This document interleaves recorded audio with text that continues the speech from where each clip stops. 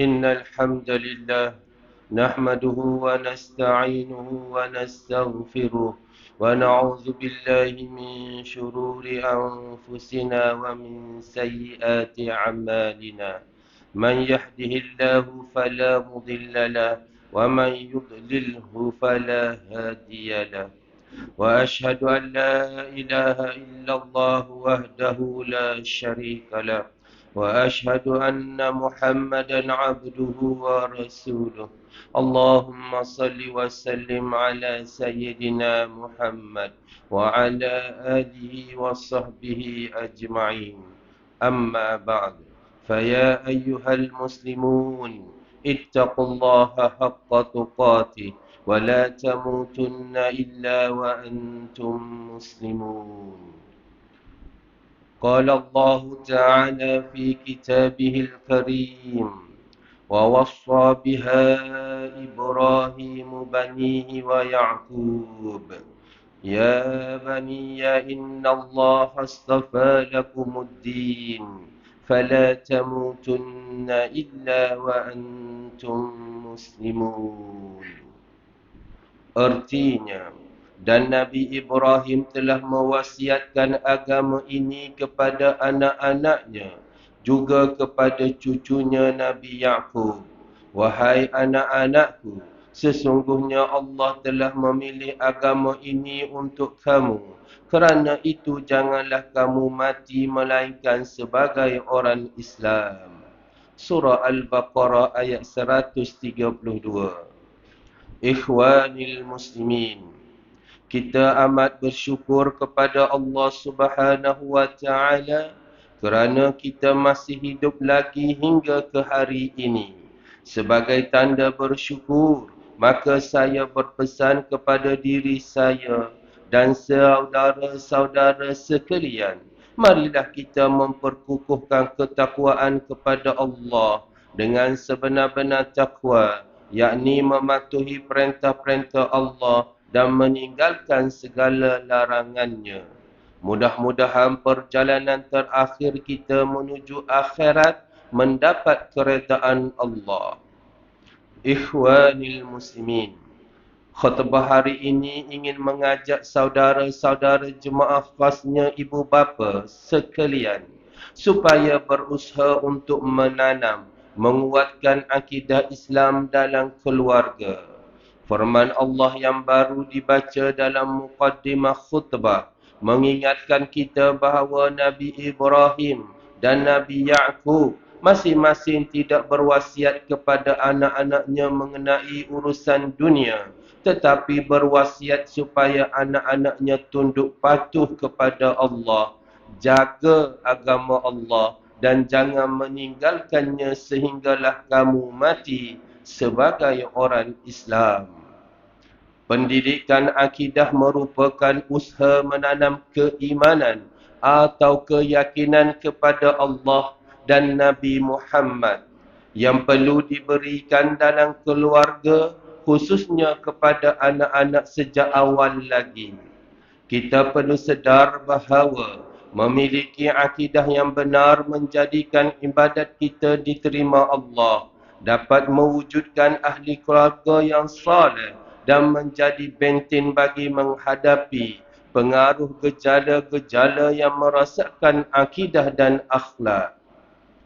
Ingatlah saudara-saudara ibu bapa sekalian, pada masa ini pengaruh yang amat besar yang boleh merosakkan akidah dan akhlak anak-anak ialah peranan media massa, ialah peranan media sosial. Media sosial menyediakan pelbagai saluran maklumat atau bahan terbitan dan menjadi alat komunikasi secara online sesama manusia. Tidak ada had di seluruh dunia.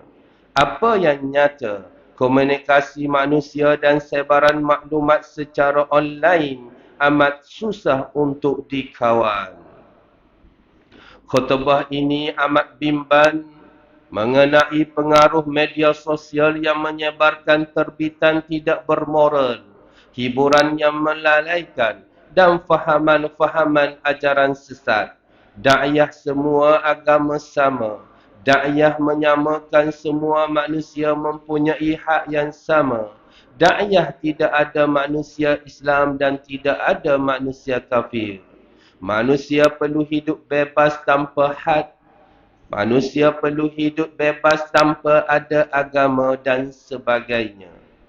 Jika media sosial lebih berkuasa mempengaruhi pemikiran anak-anak berbanding peranan ibu bapa, maka amat dibimbangi tahap keyakinan anak-anak kepada Islam dan amalan akhlak baik akan menjadi lemah. Ikhwanil muslimin, persoalan besar timbul ialah bagaimana kita hendak menanam atau menguatkan akidah kepada anak-anak supaya mereka tidak terpengaruh kesan buruk media sosial. Ibu bapa perlu sedar bahawa dalam hati sanubari setiap anak yang dilahirkan telah wujud fitrah untuk mengenal penciptanya, iaitu Allah Subhanahu wa Ta'ala. Kerana itu, ibu bapa perlu mengambil kesempatan segera menanam atau memperkukuhkan akidah, mempercayai wujudnya Allah yang Maha Esa. Antara perkara-perkara asas yang perlu ditekankan oleh ibu bapa untuk menguatkan akidah anak ialah: pertama, membimbing anak memahami pengertian dua kalimah syahadah, yakni La ilaha illallah Muhammadur Rasulullah. Maksudnya, tiada Tuhan yang sebenar yang layak disembah melainkan Allah. Nabi Muhammad sallallahu alaihi wasallam utusan Allah. Mengajar kalimah syahadah bukan hanya mengajar menutur atau mengucapkannya sahaja, sebagaimana yang dilakukan oleh kebanyakan orang hari ini. Tetapi perlu memberi kefahaman tentang syahadah itu. Syahadah ialah mengisytiharkan diri, beriman kepada Allah, wajib mentaati Allah, mengaku Nabi Muhammad pesuruh Allah dan wajib menolak segala fahaman dan amalan yang bertentangan dengan hukum syarak serta melaksanakan ibadah sebagai tanda taat kepada perintah Allah. Lafaz syahadah adalah langkah awal untuk mengenal Allah. Dalam hal ini, Sayyiduna Ali karramallahu wajhah mengatakan, Awaluddin ma'rifatullah. Maksudnya, asas agama ialah mengenal Allah. Kata-kata Sayyidina Ali karramallahu wajhah ini bermaksud bahawa mengenal Allah itu adalah permulaan kekuatan agama yang wujud dalam diri seseorang. Ingatlah, tidak mungkin seseorang akan mentaati perintah Allah jika seseorang hambanya tidak mengenal Allah, tidak mengenali zat, sifat dan perbuatan Allah. Bahkan mengenal Allah adalah maksud sebenar kandungan Al-Quran, manakala syariat dan akhlak adalah jalan untuk sampai kepadanya. Yang kedua, ibadat salat fardu 5 waktu dapat menyelamatkan akidah umat Islam kerana ia menjadi tian agama, pemancar cahaya Islam dan pemberi tenaga kesegaran keyakinan atau keimanan kepada Allah. Sekiranya seseorang itu tidak kelihatan mendirikan salat, maka memberi petunjuk bahawa seseorang itu boleh jadi orang Islam yang menghadapi masalah akidah, seorang fasik atau seorang yang kafir.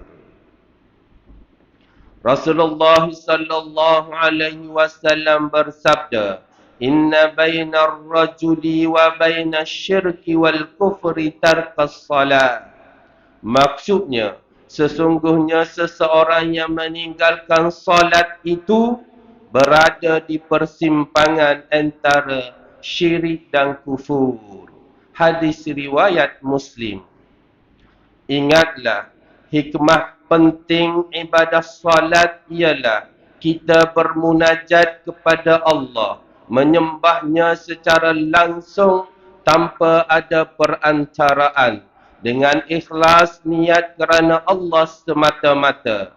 Semasa kita lakukan takbiratul ihram, qiyam, rukuk, i'tidal, sujud dan duduk antara dua sujud menunjukkan kita secara rendah diri mengagungkan kebesaran Allah. Redha Allah Subhanahu wa taala adalah Tuhan yang Maha Esa. Redha Islam agama kita dan redha menerima Nabi Muhammad adalah pesuruh Allah yang terakhir. Sedarlah kesempurnaan kita mengambil wudu, menjaga kesempurnaan rukun, syarat dan perkara sunat dalam salat, serta mengamalkan wirid-wirid tertentu selepasnya, maka akan membantu kita meningkatkan kekuatan akidah Islam, membebaskan diri daripada syirik dan mencegah kemungkaran. Oleh kerana besarnya manfaat salat ini, Rasulullah memerintahkan ibu bapa supaya membimbing anak-anak memahami dan menghayati salat sejak anak-anak berumur 7 tahun. Rasulullah sallallahu alaihi wasallam bersabda, "Muru auladakum bis-salat wa hum abna'u sab'i sinin wadribuhum 'alaiha wa hum abna'u 10 sinin." Maksudnya, suruhlah anak kamu mengerjakan salat apabila dia telah berumur 7 tahun dan pukullah mereka jika enggan mengerjakan salat sedangkan mereka telah berumur 10 tahun. Hadis riwayat Imam Ahmad. Yang ketiga, hidupkanlah dalam rumah tangga kita suasana keislaman seperti membaca Al-Quran. Hidupkan budaya memberi salam. Mulakan segala perbuatan dengan bacaan Bismillah dan lain-lain zikir. Yang keempat, dekatkan anak-anak kita dengan masjid, musalla atau surau supaya anak-anak cintakan majlis ilmu. Yang kelima, sentiasalah memberi nasihat kepada anak-anak supaya berkawan dengan sahabat yang baik dan sentiasa berdoa kepada Allah agar dikurniakan anak yang saleh. Ikhwanil muslimin, marilah kita sebagai pemegang amanah berusaha menanamkan akidah Islam yang kuat dan keluarga supaya keluarga kita hidup bahagia dan dapat menolak segala ancaman yang merosakkan akidah dan akhlak. يا أيها الذين آمنوا قوا أنفسكم وأهليكم نارا وقودها الناس والحجارة عليها ملائكة غلاظ شداد لا يعصون الله ما أمرهم ويفعلون ما يؤمرون. Artinya, wahai orang yang beriman, peliharalah diri kamu dan keluarga kamu dari neraka yang bahan-bahan bakarannya manusia dan batu berhala. Neraka itu dijaga dan dikawal oleh malaikat-malaikat yang keras kasar layanannya. Mereka tidak menderhaka kepada Allah dalam segala yang diperintahkan kepada mereka. Dan mereka pula tetap melakukan segala yang diperintahkan. Ikhwanil muslimin, akhirnya marilah kita berdoa kepada Allah Subhanahu wa taala agar menyelamatkan kita semua daripada segala wabak penyakit dan bala bencana. Perbanyakkanlah melakukan amal soleh dan menghindari segala kemurkaan Allah Subhanahu wa taala. Ingatlah bahawa mengambil rasuah dan salah guna kuasa, mengambil bahan-bahan yang memabukkan dan salah guna dadah, serta segala perbuatan haram dan hina akan membawa akibat yang buruk di dunia dan akhirat.